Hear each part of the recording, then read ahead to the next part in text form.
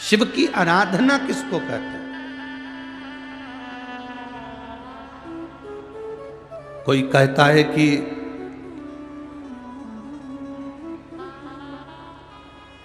क्यों भटक रहे हो, क्यों जा रहे हो यहां वहां। हम कहते हैं तुम भटको भी मत, कहीं मत जाओ। तुम्हारे घर के नजदीक में जो शंकर का शिवालय हो, तुम्हारे घर के नजदीक में जो शंकर का मंदिर हो, शिव मंदिर हो, शिवालय हो, उस शिवालय में जाकर एक लोटा जल प्रतिदिन चढ़ाना प्रारंभ करो।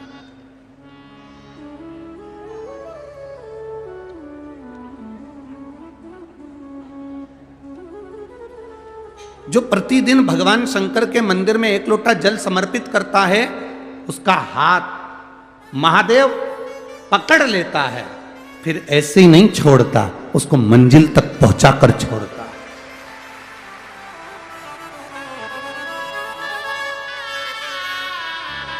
वो ऐसे ही नहीं छूट सकता।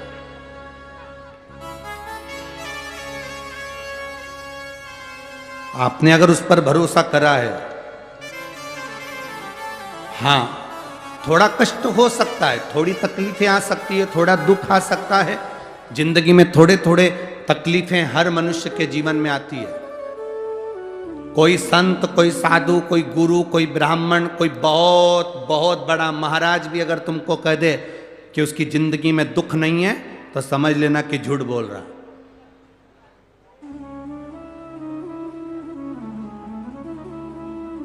मेरे राम जी महाराज भी इस पृथ्वी पर जन्मे तो उनकी जिंदगी में भी दुख आया। मेरे भगवान कृष्ण भी इस पृथ्वी पर जन्मे तो उनकी जिंदगी में भी दुख आया। माता जानकी भी इस पृथ्वी पर प्रगटी तो उनकी जिंदगी में भी दुख आया।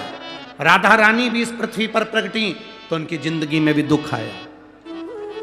संसार में अगर जन्म लिया है, मृत्यु लोक में अगर तुम पैदा हुए हो, पृथ्वी पर अगर तुम आए हो, तो तुम्हारी जिंदगी में दुख ये नहीं कि नहीं आएगा। हमारे पूर्व के कर्म के अनुसार हमारी जिंदगी में दुख, हमारी जिंदगी में तकलीफें आती है, पर वो दुख मिटेगा कैसे?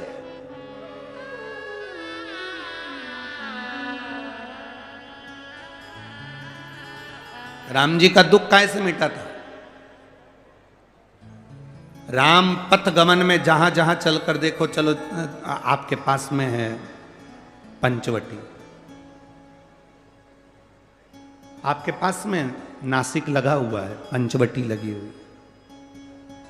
ये कथा 19 तारीख को पूर्ण हो जाएगी। 21 तारीख को नासिक में माता गोदावरी के तट पर पंचवटी में 5 दिवसीय कार्तिक महीने में कथा लोगों को श्रवण करने के लिए भक्तों को मिल जाएगी। आपके नजदीक में लगी है पंचवटी, चलो जाओ। जितने राम जी महाराज अयोध्या से लंका तक गए, उसके बीच में जितने राम जी के मंदिर नहीं है, उससे अधिक शंकर जी के मंदिर हैं। उसका कारण केवल एक है, राम जी जहां रुकते थे वहां शंकर भगवान के शिवलिंग की स्थापना करते थे, पूजन करते थे, और वहां से फिर आगे बढ़ते थे, फिर आगे बढ़ते थे, फिर आगे बढ़ते थे। बिना शंकर की आराधना के, बिना शंकर भगवान को एक लोटा जल चढ़ाए बिना मेरे राम जी महाराज आगे बढ़ते ही नहीं थे। भगवान कृष्ण के जीवन का चरित्र उठाकर देखो। मेरे ठाकुर जी का नियम था, एक लोटा जल चढ़ाए बिना कृष्ण आगे बढ़ते नहीं थे। श्री दशरथ जी महाराज के जीवन चरित्र को उठाकर देखिए। सूर्य नारायण भगवान को जल और शंकर भगवान को जल चढ़ाए बिना दशरथ जी महाराज आगे बढ़ते नहीं थे। श्री जनक जी महाराज के चरित्र को उठाकर देखिए। एक लोटा जल चढ़ाए बिना जनक जी महाराज अपनी सभा में नहीं जाते थे।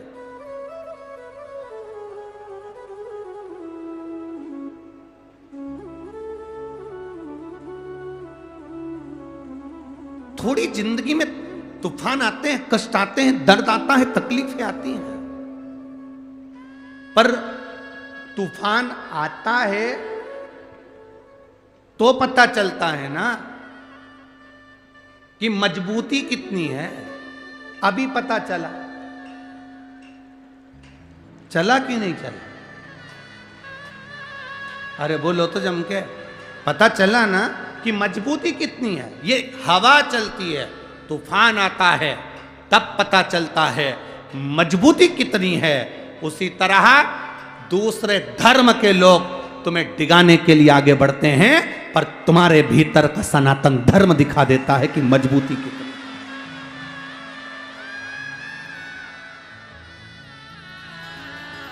छत्रपति शिवाजी महाराज,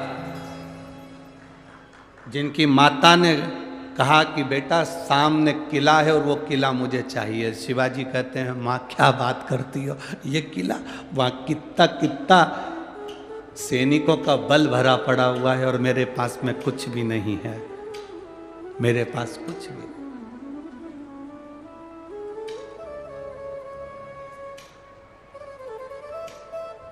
जीजाबाई के शब्द जब श्रवण किए,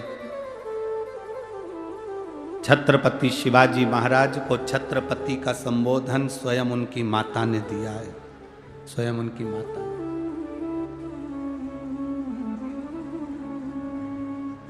कह दिया जीजाबाई, सामने जो किला है वो मेरा है, तुझे मालूम है?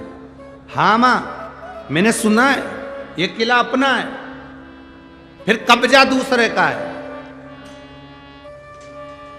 छत्रपति शिवाजी ने कहा बहुत भारी सेना है उसके पास में, बहुत बल है उसके पास में, सेना प्रबल है उसके पास में, मेरे पास इतनी सेना नहीं है। मां ने कह दिया शिवाजी तेरे बस की बात नहीं है, मैं खुद जाऊंगी और किला लेकर आऊंगी। स्वयं शिवाजी ने सुना कि मां स्वयं किला लेने के लिए जा रही है, स्वयं किला। मां